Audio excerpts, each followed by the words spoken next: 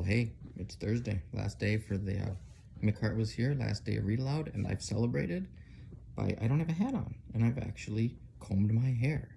So, uh, when we last left she had that assembly with the kids, and she went through all the presents that Mick had gotten that made him look like a dork. And the last one was the bike helmet.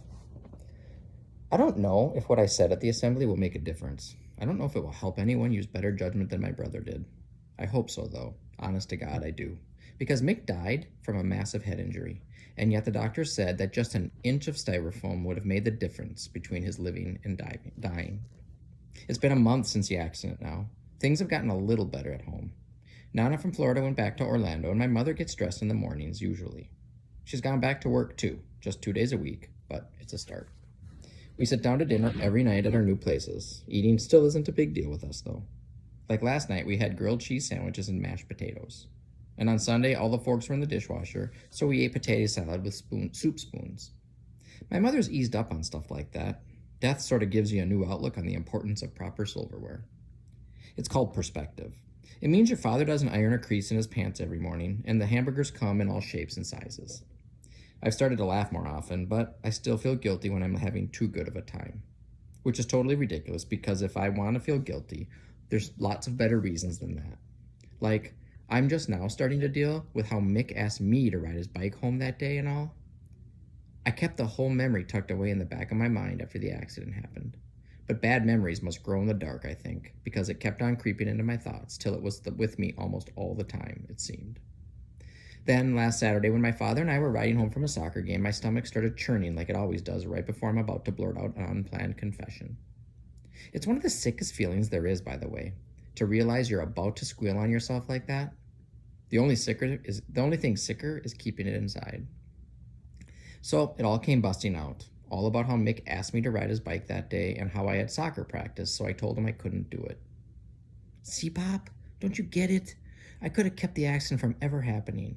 If only I had ridden his bike home, Mick would still be here right now. I was crying a little bit now, but except for handing me the travel tissues from the dashboard, my father hardly seemed to notice. Instead, he just kept staring out the window at the road in front of us. Then slowly he began shaking his head from side to side. I'm sorry, Pop. I'm sorry. I said it over and over again. My face was buried in my hands when I finally felt him touch my shoulder. I'm going to make a list, Phoebe, he said, and I want you to keep an account. His voice was real low and steady as he began. If only you had ridden Mick's bike home, Mick would still be here. If only the truck had been going a little faster or a little slower, Mick would still be here. If only his meeting had been scheduled 1 day earlier or 1 day later, Mick would still be here. If only it had been raining that day, I'd have driven him to school and Mick would still be here. If only one of his friends had kept him talking a second longer at his locker that afternoon. If only the house he was riding to had been in the other direction. If only that rock hadn't been on the sidewalk at the exact spot. He stopped then, and I was pretty sure he was finished, but all at once he heaved this god-awful sigh and whispered, if only I made him wear his helmet. My heart broke for my father at that moment, and I reached my hand out to him. He held onto it tight.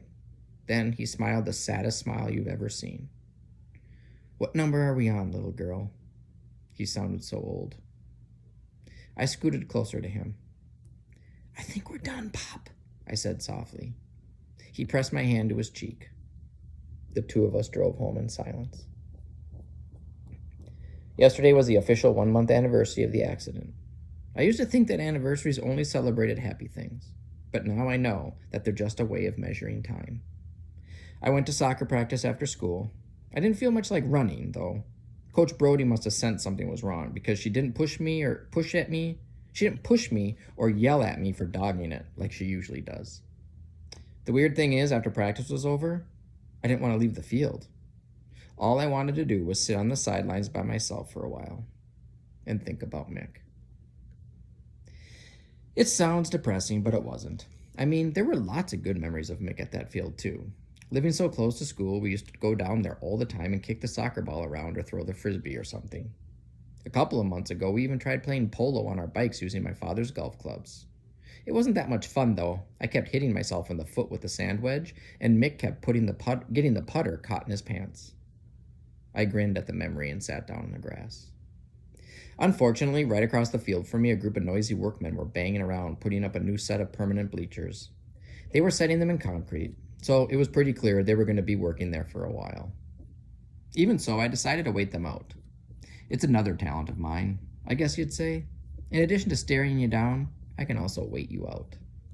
It was almost dark when they finally went home, and I still can't believe no one stayed behind to guard the new sidewalk they just poured.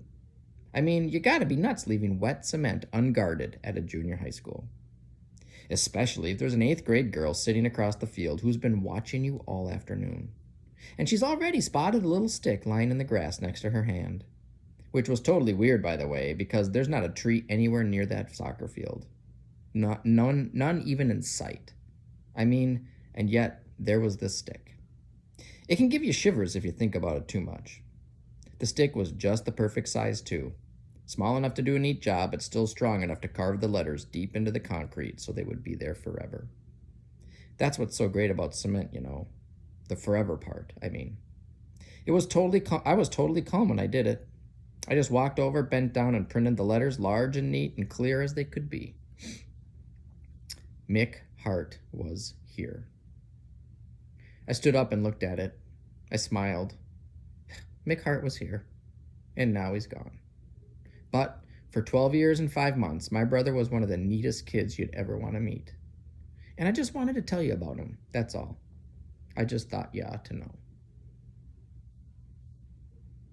That's the end.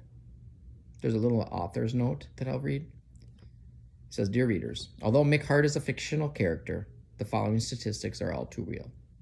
Bicycle accidents are one of the leading causes of accidental deaths of children between 5 and 14. Head injuries are the main cause of death in bicycle crashes. A fall from as little as 2 feet can cause permanent brain damage. The proper bicycle helmet can reduce head injuries 85% and brain injuries up to 88%. Please don't make Mick Hart's story your story. Wear a helmet when you ride a bike. Sincerely, Barbara Park. So, the only thing is, as you move into summer and you get out and about, just understand, and this is the thing I've talked to my kids about when it comes to helmets and, the seat belts and just being careful, like driving in the car, and you're not driving yet, but even riding your bike or scooter. It's not necessarily you that your parents don't trust. It's the other people on the road. It's the person who's texting and driving and not paying attention. So it's the person who's going to run the yellow light or red light to get somewhere faster. So do everything you can to protect yourself and have a good summer.